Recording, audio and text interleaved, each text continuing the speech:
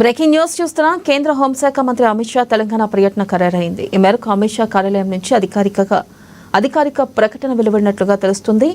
June చివరి వారంలో అమిత్ షా తెలంగాణకు రానున్నారు. నిజామాబాద్లో జాతీయ పసుపు బోర్డు కార్యాలయంను ప్రారంభించనున్నారు. ఇక దీంతో పాటు పసుపు బోర్డు లోగో ఆవిష్కరణలో కూడా అమిత్ షా పాల్గొంటారని సమాచారం.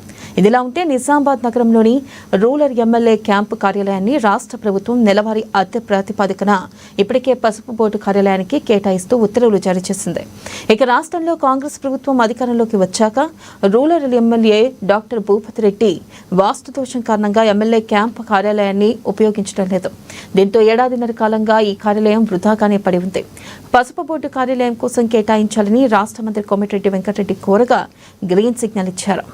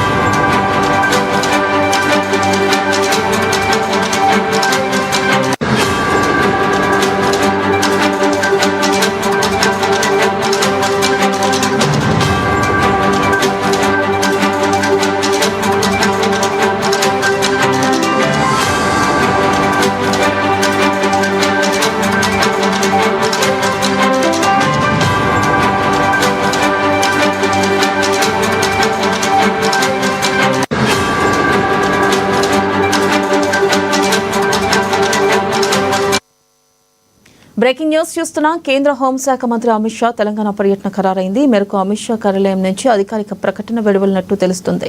ఇక జూన్ చివరి వారంలో అమిత్ షా తెలంగాణకు రానున్నారు. నిజామాబాద్లో జాతీయ పసుపు బోర్డు కార్యాలయంను ప్రారంభించనున్నారు. దీంతో పాటు పసుపు బోర్డు లోగో ఆవిష్కరణలో కూడా అమిత్ షా పాల్గొంటారని సమాచారం. ఇదిలా ఉంటే నిజామాబాద్ నగరంలోని రూరల్ ఎమ్మెల్యే క్యాంపు కార్యాలయాన్ని రాష్ట్ర ప్రభుత్వం నెలవారీ అద్దె ప్రాతిపదికన ఇప్పటికే పసుపు బోర్డు కార్యాలయానికి కేటాయిస్తూ ఉత్తర్వులు జారీ చేశారు. రాష్ట్రంలో కాంగ్రెస్ ప్రభుత్వం అధికారంలోకి వచ్చాక rural MLA doctor Bhupathi Reddy వాస్తు దోషం కారణంగా ఎమ్మెల్యే క్యాంపు కార్యాలయాన్ని ఉపయోగించడం లేదు. దీంతో ఏడాదిన్నర కాలంగా ఈ కార్యాలయం వృధాగానే పడి ఉంది. పసుపు బోర్డు కార్యాలయం కోసం కేటాయించాలని రాష్ట్ర మంత్రి కోమటిరెడ్డి వెంకటరెడ్డి కోరగా గ్రీన్ సిగ్నల్ ఇచ్చారు.